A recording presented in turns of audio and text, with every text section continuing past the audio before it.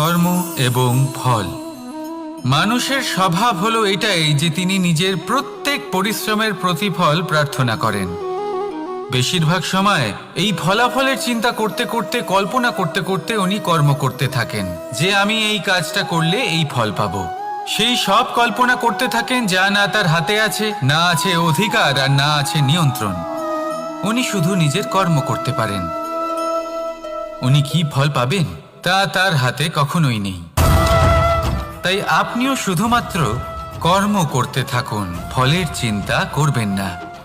মনে রাখবেন, শিকড় এবং শাখা যেভাবে একে অপরের সাথে জড়িয়ে, সেইভাবেই একে অপরের সাথে জড়িয়ে কর্ম এবং ফল। যেরকম কর্ম আপনি করবেন সেরকম ফল আপনি অবশ্যই পাবেন। তাই এই ফলের আশায় কর্মের সময় কখনোই নষ্ট করবেন না, কারণ যে ব্যক্তি সময় নষ্ট করেন, সময় সেই ব্যক্তিকে অবশ্যই নষ্ট করে দেয়। কর্ম করুন নিঃস্বার্থভাবে, ফলের চিন্তা করবেন না, আর আমার সাথে ভালোবেসে বলুন রাধা রাধা। কর্ম এবং ফল। দেখতে গেলে এই সমস্ত ব্রহ্মাণ্ড এই দুইয়ের মাঝেই স্থির হয়ে আছে। মানুষজন কর্ম করেন ভালো ফল লাভের আশায়, আর ভালো ফল লাভের আশায় উনি এটাই ভুলে যান যে উনি যে কর্ম করছেন তা কি করছেন। আমি বলেছিলাম কর্ম করুন ফলের চিন্তা না করে, কিন্তু কি কর্ম করছেন সেই বিষয়ে ভাবাটাও অত্যন্ত আবশ্যক। নয়তো অনেক সময় আমরা এমন কর্ম করে ফেলি যা না চাইতেও বিষে পরিণত হয়, যা হয়েছে দুঃশাসনের সাথে, দুর্যোধনের সাথে, গুরু দ্রোণের সাথে। একজনের মানসিকতা উচিত ছিল না, একজনের বিবেক উচিত ছিল না, আরেকজন যে পক্ষ নির্বাচন করেছিলেন সেই পক্ষ উচিত ছিল না। আর যা কিছু ওনাদের সাথে হলো, আপনার, আমার, আমাদের সকলের সাথে তা হতে পারে। আমি বলেছিলাম কর্ম করুন, ফলের চিন্তা করবেন না, কিন্তু এই কর্মের বিষয়ে বিচার করে দেখাটাও ততটাই আবশ্যক। দেখুন, কর্ম করার উচিত প্রক্রিয়া ফলের চিন্তা না করা, কিন্তু যদি আপনার কর্ম শুভ হয় তাহলে তার ফলও নিয়তি আপনাকেই দেবে। সর্বদা কর্ম করার সময় এটা ভাবুন যে আপনার এই কর্ম এই সংসারকে, এই সমাজকে, আপনার পরিবারকে, আপনার আশেপাশের মানুষজনকে কোন দিশায় নিয়ে যাবে। যদি এটা সবার জন্য মঙ্গলময় হয় তাহলে কর্ম করতে থাকুন। আর হ্যাঁ, নিশ্চিত রূপে ফলের চিন্তা করবেন না। আসুন আমার সাথে ভালোবেসে বলুন রাধা রাধা। বটবৃক্ষের বীজ সর্ষের দানার থেকেও ছোট হয়, কিন্তু যখন তা নিজের রূপ ধারণ করে তখন তা বিশাল বৃক্ষের আকার ধারণ করে, যা সহস্র বছর ধরে বেঁচে থাকে, ছায়া প্রদান করে, পাখিদের আশ্রয় প্রদান করে, আর দেয় পথচারীদের বিশ্রাম করার স্থান। কেন? কারণ সেই ছোট বীজ তা মাটির ভেতরে গিয়ে নিজের খোলস ত্যাগ করে। অন্ধকারে থাকে সে, যতই আলো আসুক না কেন, যতই বর্ষা আসুক না কেন, সব সহ্য করে। আর তারপরে একটা চারা গাছ অঙ্কুরিত হয়, তারপর ধীর গতিতে একটা বিশাল বৃক্ষতে পরিণত হয়। দেখুন, জীবনে কঠিন সময় আসে, এই জন্য নয় যে আপনি হার মেনে নেবেন, এই জন্য আসে যাতে আপনি ভবিষ্যৎ নির্মাণের জন্য নিজেকে তৈরি করতে পারেন। যদি কঠিন সময়ে আপনি ওই বীজের মতো দৃঢ় হয়ে থাকতে পারেন, তাহলে আপনিও একদিন সেই বিশাল বৃক্ষের মতো নিজের অস্তিত্ব গড়ে তুলতে পারবেন, যা সহস্র বছর পর্যন্ত মনে রাখা হবে। আসুন আমার সাথে ভালোবেসে বলুন রাধা রাধা। এই ব্রহ্মাণ্ড কত বৃহৎ, তাই না? যার সম্মুখে এই পৃথিবীকেও একটা বিন্দুর মতো মনে হয়। আর এই পৃথিবীতে আমরা কে হই, আমাদের আকার কিরকম, আমাদের অস্তিত্বই বা কি? যখন আমরা এভাবে ভাবি তখন মনে হয় আমরা কিছুই নই। তা আমরা যখন কিছুই নই, তাহলে আমরা এত চিন্তা করি কেন? কি ভেবে ভয় পাই? কাকেই বা এত ভয় পাই? কে আমাদের মারতে পারে আর কেই বা আমাদের জন্ম দেবে? আত্মার আসলে না কখনো জন্ম হয় আর না কখনো মৃত্যু। আত্মা শুধুই শরীর বদল করে। আপনি, আমি, আমরা সকলে এই শরীর নয়, আমরা হলাম আত্মা, যা হলো পরম আত্মার পরম অঙ্গ। সেই জন্য মনে রাখবেন, বাইরের কোথাও দেখবেন না, নিজের অন্তরের গভীরে গিয়ে দেখুন, আত্মাকে উপলব্ধি করতে শিখুন। ক্লেশ, ভয়, চিন্তা, এই সব কিছুর থেকে নিজেকে দূরে রাখুন, তাহলেই উপলব্ধি করতে পারবেন পরমাত্মা কে। তাহলে আসুন আমার সাথে ভালোবেসে বলুন, রাধা রাধা। পরিবর্তন এই সংসারের শাশ্বত নিয়ম। কোনো রাজা নেই যিনি চিরকাল রাজা থাকেন, কোনো ধনী ব্যক্তি নেই যিনি চিরকাল ধনী থাকবেন। এই সংসারে সূর্যের স্থান নেওয়ার জন্য চন্দ্রিমার আগমন ঘটে। কোনো স্থান যাকে পতিত বলা হয়েছিল সেখানে মহল তৈরি হয়েছে। কোনো স্থান যাকে আজ মলিন বলা হয়েছে কাল সেখানে মন্দিরও স্থাপন হতে পারে। কোনো ঋতু চিরকালের জন্য থাকে না, কখনো সময় চিরকাল একরকম থাকে না। আজ যে আপনার কাছে রয়েছে কাল অন্য কারোর ছিল, আজ যে আপনার কাছে রয়েছে কাল তা অন্য কারোর কাছে চলে যাবে। আপনার সাথে কিছু থাকলে তা হলো আপনার কর্ম, কিন্তু সেই কর্মের পরিণামও আপনার নয়। আপনি শুধু কর্ম করুন, বাকি সবকিছুই পরিবর্তনশীল। কিন্তু সেই পরিবর্তনকে দেখে ভয় পাওয়ার প্রয়োজন নেই, তাকে স্বাগত জানান। যদি আপনি হাসি মুখে সেই পরিবর্তনকে স্বাগত জানান, তাহলে এই পরিবর্তনও হাসি মুখে আপনার সাথে থাকবে। আসুন আমার সাথে ভালোবেসে বলুন, রাধা রাধা। সঞ্চয়। মানুষের যখন থেকে বোধবুদ্ধি হয় সঞ্চয় করতে আরম্ভ করে দেন। সঞ্চয় করতে থাকেন ভোজনের, সঞ্চয় অর্থের, সঞ্চয় শক্তির। নিজের জন্য করেন, নিজের পরিবারের জন্য করেন, নিজের স্ত্রীর জন্য করেন, সন্তানের জন্য করেন, সন্তানের সন্তানের জন্যও সঞ্চয় করেন। সঞ্চয় করার জন্য ওনার কাছে অনেক কারণ রয়েছে, কারণ উনি এটা ভাবেন যে এই সঞ্চিত শক্তির জন্য কেউ ওনার কোনো ক্ষতি করতে পারবে না। মানুষ ভুলে যান একটা গুরুত্বপূর্ণ কথা, এই সত্য, উনি এই সংসারে খালি হাতেই এসেছিলেন, আর এখান থেকে ওনাকে খালি হাতেই যেতে হবে। যা এখানকার তা এখানেই থেকে যাবে। আর যদি কিছু ওনার সাথে যায় তা হলো ওনার কর্ম, আর কিচ্ছু নয়। তাই যদি কিছু অর্জন করতে চান তাহলে শুভ কর্ম অর্জন করুন, আত্মশক্তি অর্জন করুন, কারণ পরলোকে এটাই হবে আপনার সম্পত্তি। তাহলে কি এটা আপনি অর্জন করতে চান না? আসুন আর আমার সাথে ভালোবেসে বলুন, রাধা রাধা। সদিচ্ছা। দেখতে গেলে 3 অক্ষরে তৈরি এই শব্দ, কিন্তু সমস্ত ত্রিলোক তার উপরেই আধারিত। আপনি এই সংসারে এসেছেন, তখন অবশ্যই শ্বাস নেবেন, কিন্তু তার বদলে আপনাকে কিছু তো দিতেই হবে। আপনার উপর নির্ভর করছে আপনি কি দেবেন। কি দেবেন এই সংসারকে, এই সমাজকে, নিজের পরিবারকে, আর তার বদলে কি নেবেন? যশ নাকি অপযশ? দেখুন, এক ছিল রাবণ, যে কিনা সমুদ্র পার করলো সীতাকে অপহরণ করার জন্য, আর এক ছিলেন রামচন্দ্র, যিনি সমুদ্র পার করেছিলেন, সেতু বানিয়ে গিয়েছিলেন সীতাকে ফিরিয়ে নিয়ে আসার জন্য। দুজনেই সমুদ্র পার করেছিলেন, শুধু পার্থক্য ছিল সদিচ্ছাকে বোঝার, লক্ষ্যের। অনেক মানুষের যাত্রা একরকম হতেই পারে, কিন্তু আনন্দ তখনই লাভ করবেন যখন লক্ষ্য শুভ হবে, মহান হবে। এই লক্ষ্য দিয়ে এই সংসারের কল্যাণ হবে এবং মানুষের সম্মান হবে। যদি আপনার সংকল্প উচিত হয় তাহলে আপনার লক্ষ্য উচিতই হবে, নয়তো শুধুমাত্র বিনাশ হবে। আর উচিত এটাই হবে যে বিনাশের হাত থেকে যেন নিজেকে বাঁচানো যায়, কি বলেন? তাই জীবনে যে লক্ষ্য স্থির করছেন মনে রাখবেন তা যেন শুভ লক্ষ্য হয়। যদি এরকম হয় তাহলে আপনার যাত্রা, আপনার জীবন দুটোই শুভময় হবে। আসুন আর আমার সাথে ভালোবেসে বলুন, রাধা রাধা। সুরক্ষা। এই সুরক্ষা আসলে কি? এটা কি কোনো কবচ নাকি কোনো সীমা? এই সুরক্ষা আসলে অন্য কিছু। আমাদের মাতা পিতা, আমাদের প্রিয়জন, আমাদের বন্ধু, এই সমাজ, আমাদের শুভাকাঙ্ক্ষী, আমাদের আত্মীয়, এনারা সবাই আমাদের জীবনে কোনো না কোনো ভাবে সুরক্ষা দিয়ে থাকেন, একটা কবচ দিয়ে থাকেন কোনো না কোনো রূপে।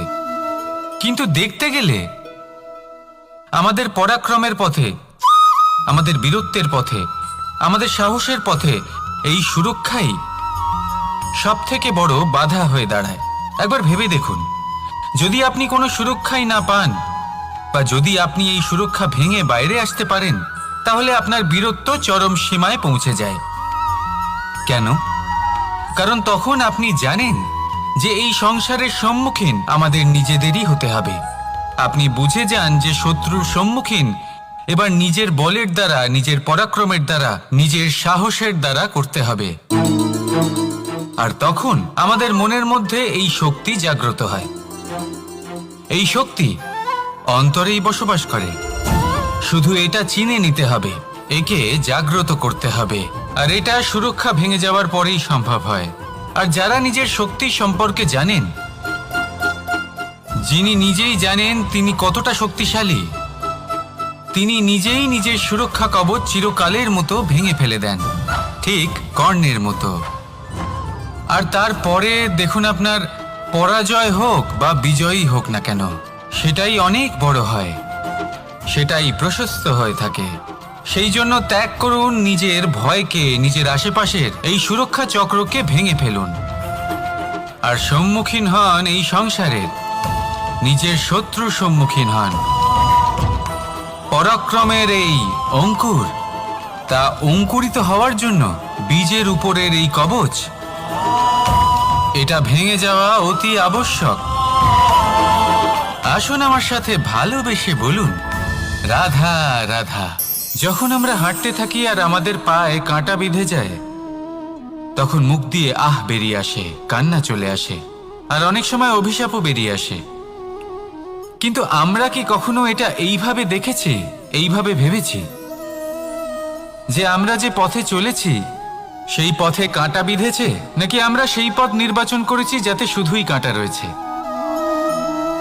নাকি আমরা এভাবে ভেবে দেখেছি যে এই কাঁটা আমাদের কষ্ট দিতে এসেছে, নাকি এটা আমরাই বিছিয়ে রেখেছিলাম? সাবধান থাকা উচিত ছিল, কারণ কাঁটা বিঁধলে যন্ত্রণা হবে, চিৎকার করে ফেলতে পারি, মুখ থেকে অভিশাপও বেরিয়ে আসতে পারে।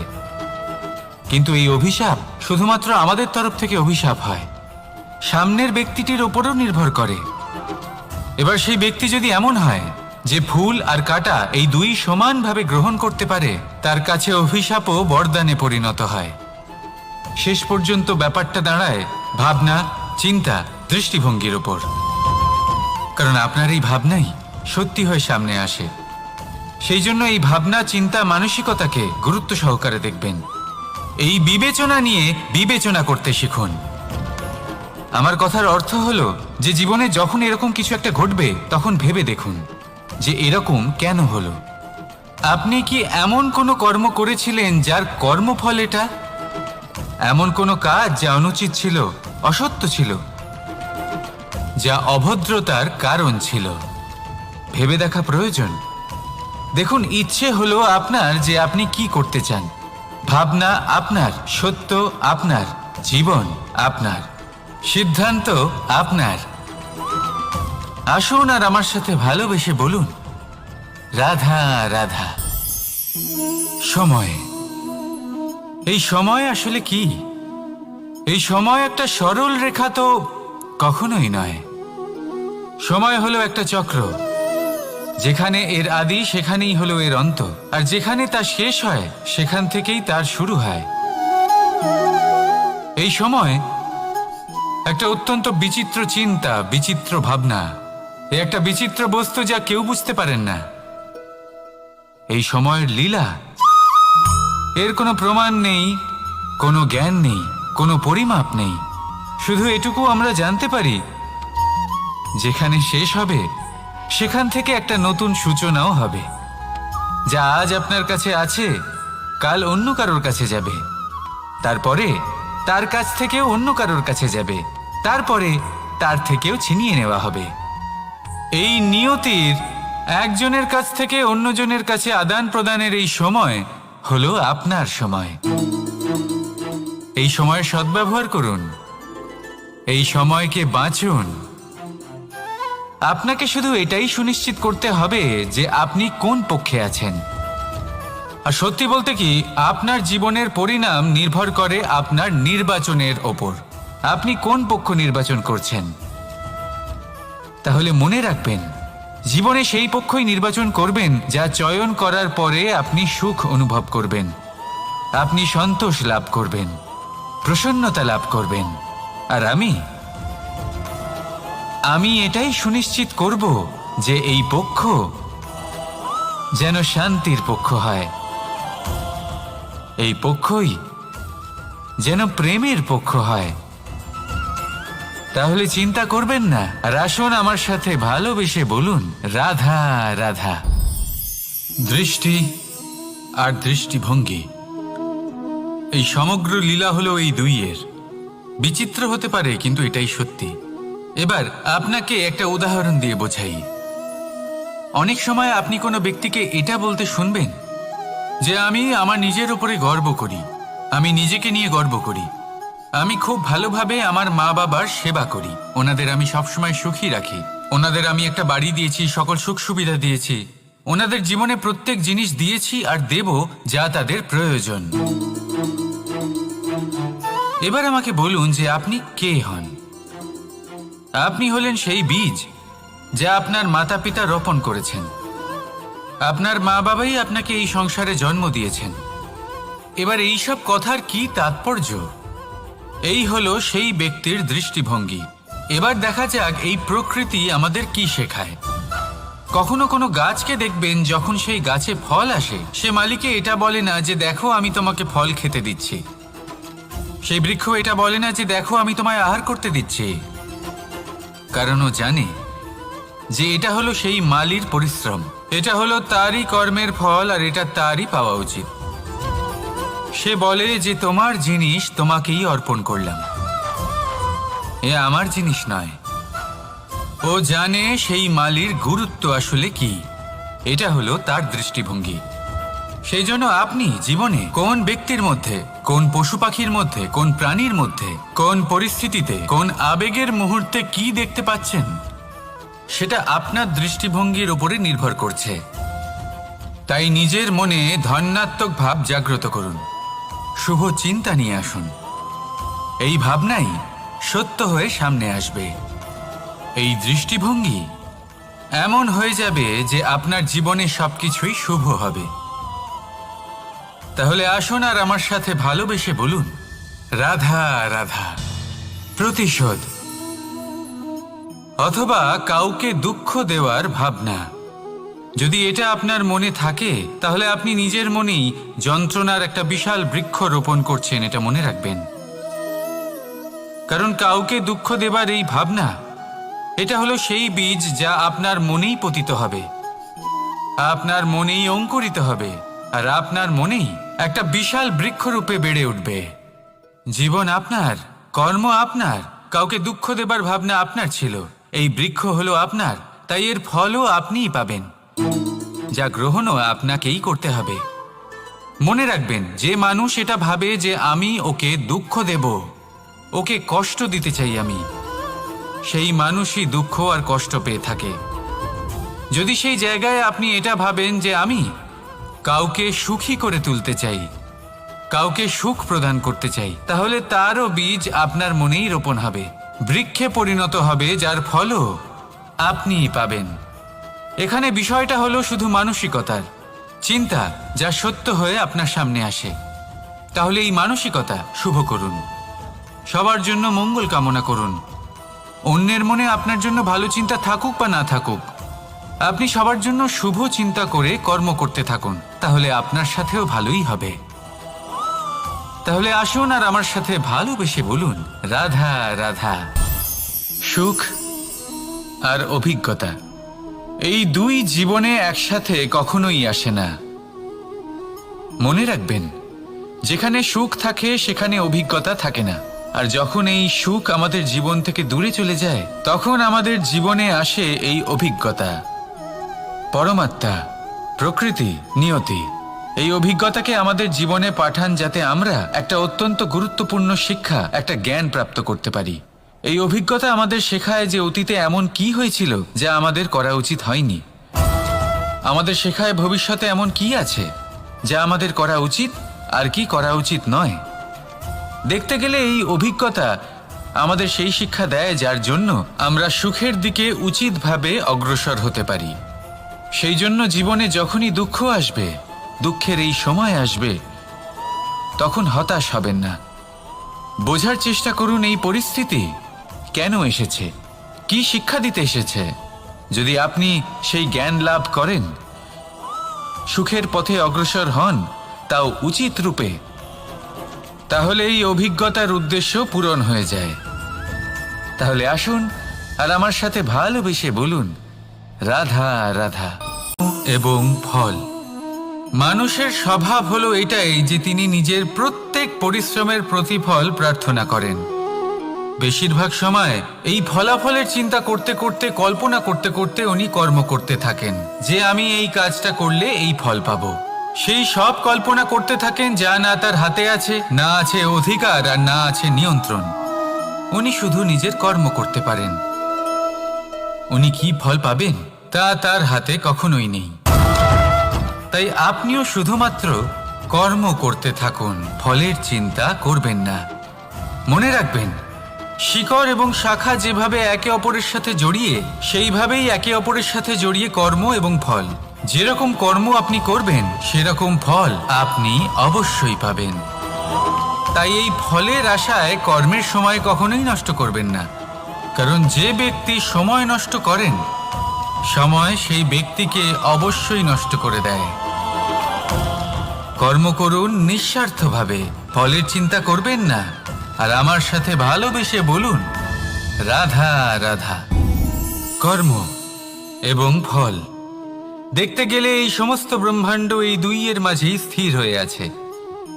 মানুষজন কর্ম করেন ভালো ফল লাভের আশায়, আর ভালো ফল লাভের আশায় উনি এটাই ভুলে যান যে উনি যে কর্ম করছেন তা কি করছেন।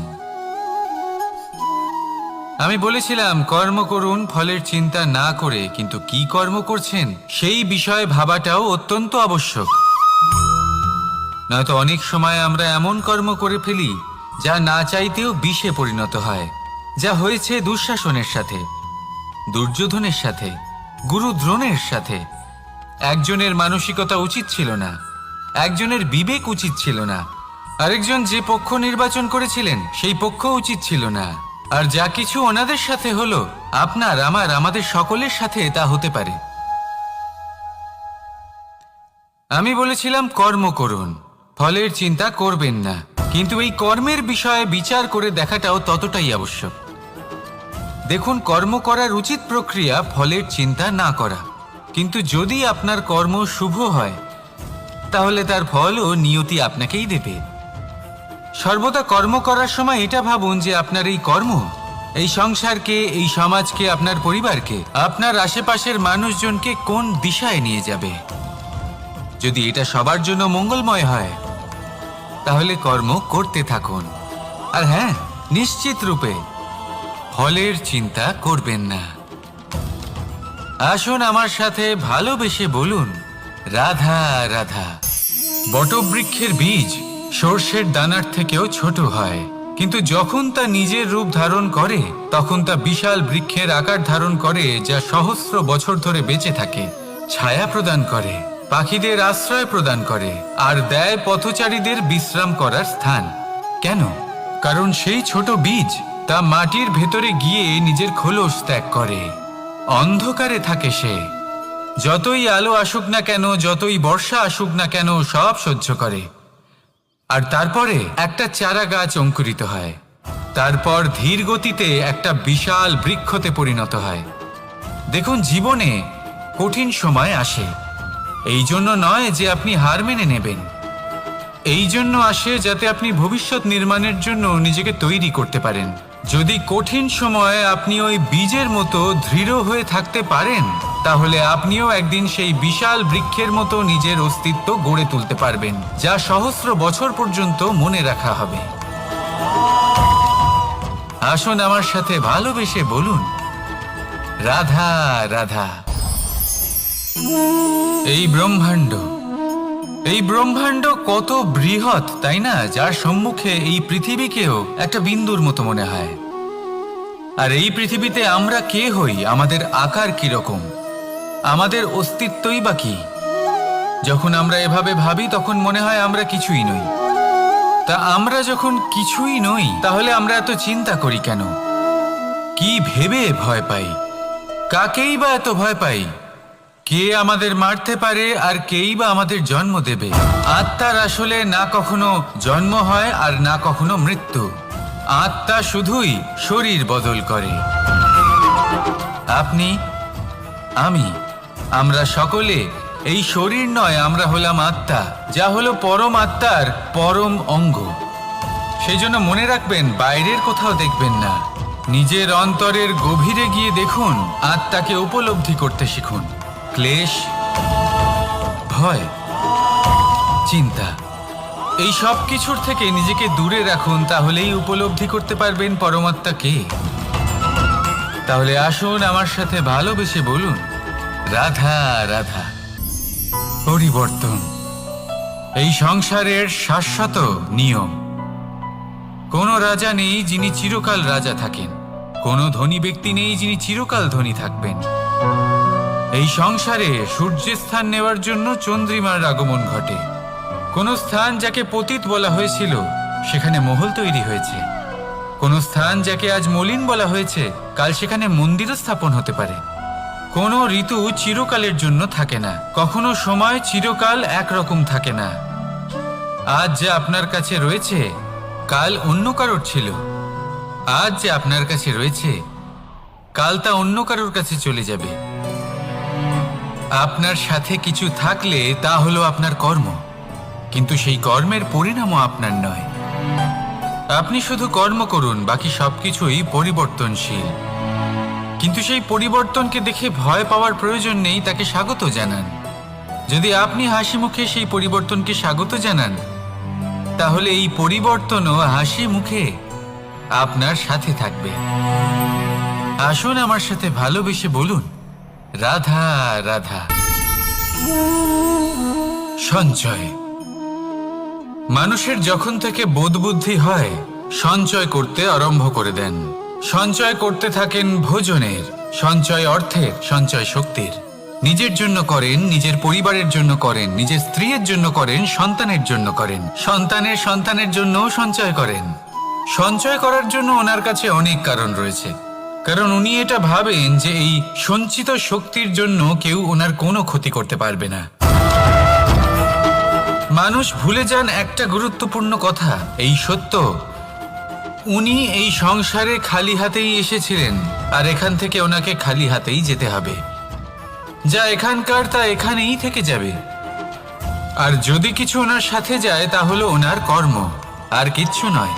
তাই যদি কিছু অর্জন করতে চান তাহলে শুভ কর্ম অর্জন করুন, আত্মশক্তি অর্জন করুন, কারণ পরলোকে এটাই হবে আপনার সম্পত্তি। তাহলে কি এটা আপনি অর্জন করতে চান না?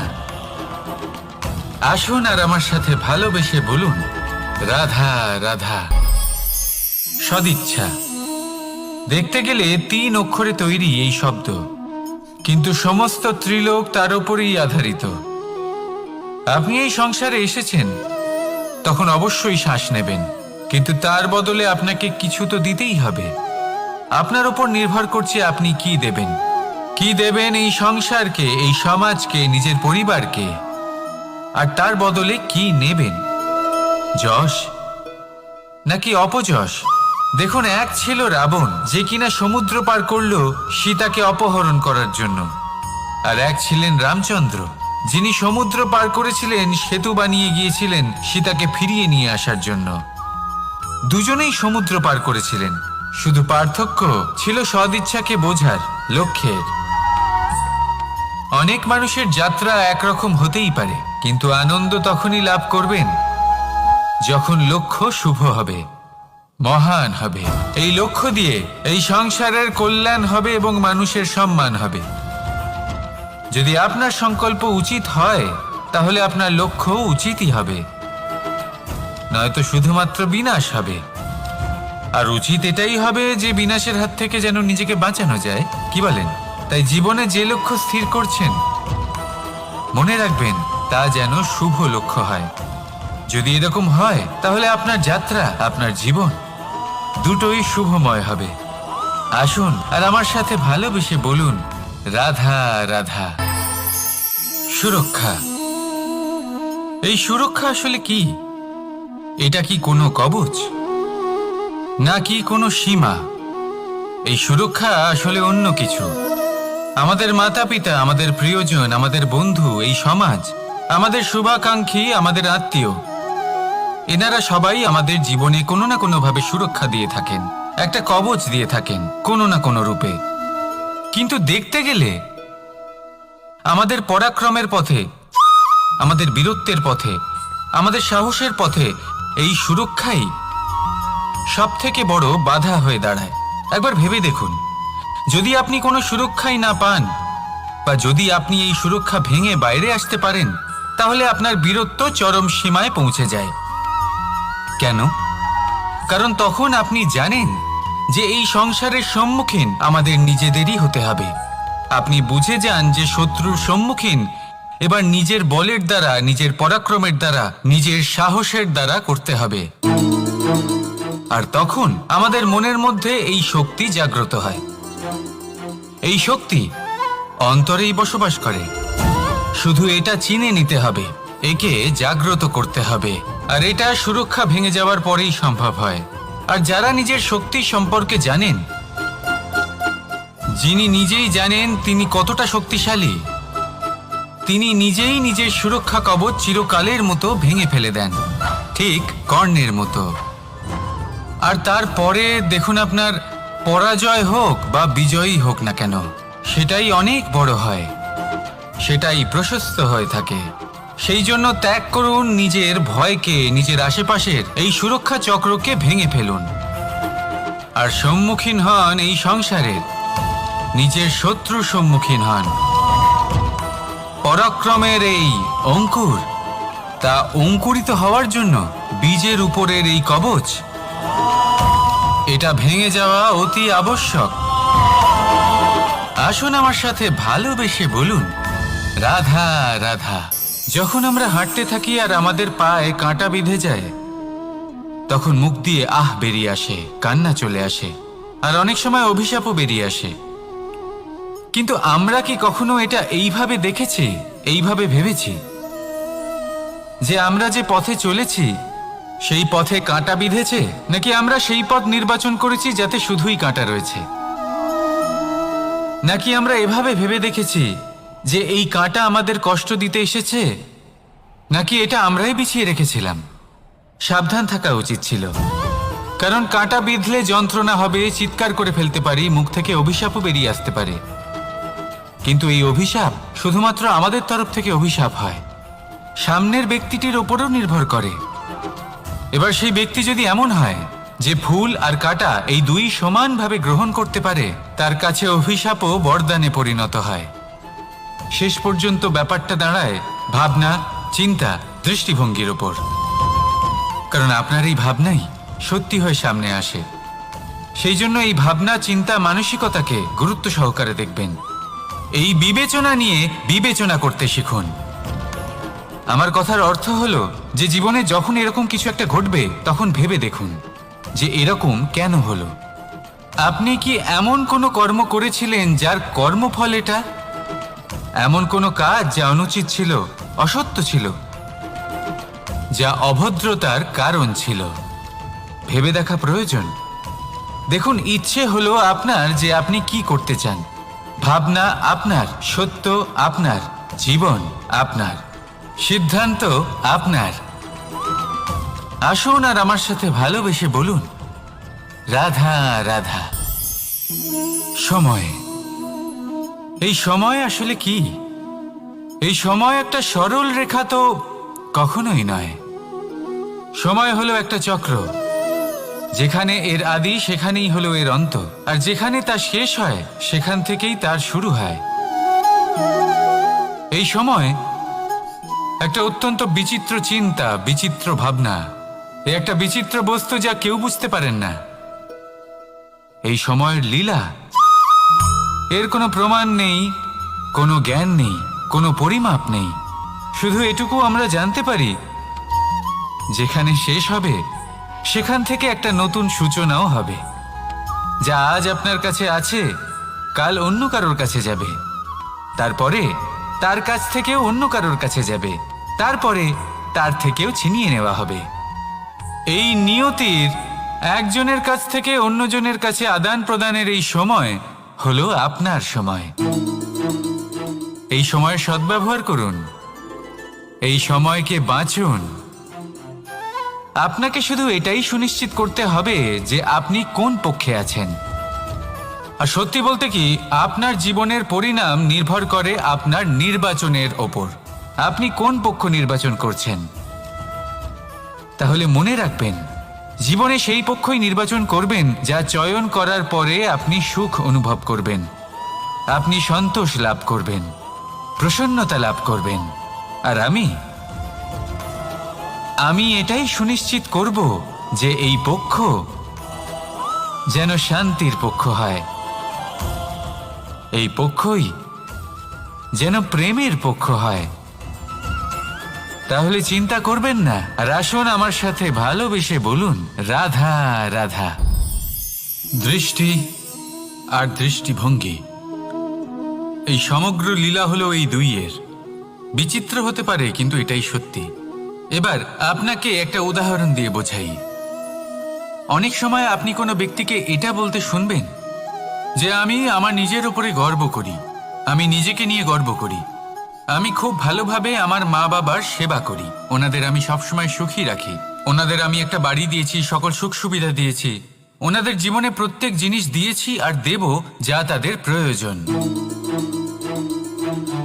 এবার আমাকে বলুন যে আপনি কে হন। আপনি হলেন সেই বীজ যা আপনার মাতা পিতা রোপণ করেছেন। আপনার মা বাবাই আপনাকে এই সংসারে জন্ম দিয়েছেন। এবার এই সব কথার কি তাৎপর্য? এই হলো সেই ব্যক্তির দৃষ্টিভঙ্গি। এবার দেখা যাক এই প্রকৃতি আমাদের কি শেখায়। কখনো কোনো গাছকে দেখবেন, যখন সেই গাছে ফল আসে, সে মালিকে এটা বলে না যে দেখো আমি তোমাকে ফল খেতে দিচ্ছি। সেই বৃক্ষ এটা বলে না যে দেখো আমি তোমায় আহার করতে দিচ্ছি, কারণ ও জানে যে এটা হলো সেই মালির পরিশ্রম, এটা হলো তারই কর্মের ফল, আর এটা তারই পাওয়া উচিত। সে বলে যে তোমার জিনিস তোমাকেই অর্পণ করলাম, এ আমার জিনিস নয়। ও জানে সেই মালির গুরুত্ব আসলে কি। এটা হলো তার দৃষ্টিভঙ্গি। সেই জন্য আপনি জীবনে কোন ব্যক্তির মধ্যে, কোন পশু পাখির মধ্যে, কোন প্রাণীর মধ্যে, কোন পরিস্থিতিতে, কোন আবেগের মুহূর্তে কি দেখতে পাচ্ছেন, সেটা আপনার দৃষ্টিভঙ্গির উপরে নির্ভর করছে। তাই নিজের মনে ধনাত্মক ভাব জাগ্রত করুন, শুভ চিন্তা নিয়ে আসুন। এই ভাবনাই সত্য হয়ে সামনে আসবে। এই দৃষ্টিভঙ্গি এমন হয়ে যাবে যে আপনার জীবনে সবকিছুই শুভ হবে। তাহলে আসুন আর আমার সাথে ভালোবেসে বলুন, রাধা রাধা। প্রতিশোধ অথবা কাউকে দুঃখ দেওয়ার ভাবনা, যদি এটা আপনার মনে থাকে, তাহলে আপনি নিজের মনেই যন্ত্রণার একটা বিশাল বৃক্ষ রোপণ করছেন, এটা মনে রাখবেন। কারণ কাউকে দুঃখ দেবার এই ভাবনা, এটা হলো সেই বীজ যা আপনার মনেই পতিত হবে, আপনার মনেই অঙ্কুরিত হবে, আর আপনার মনেই একটা বিশাল বৃক্ষরূপে বেড়ে উঠবে।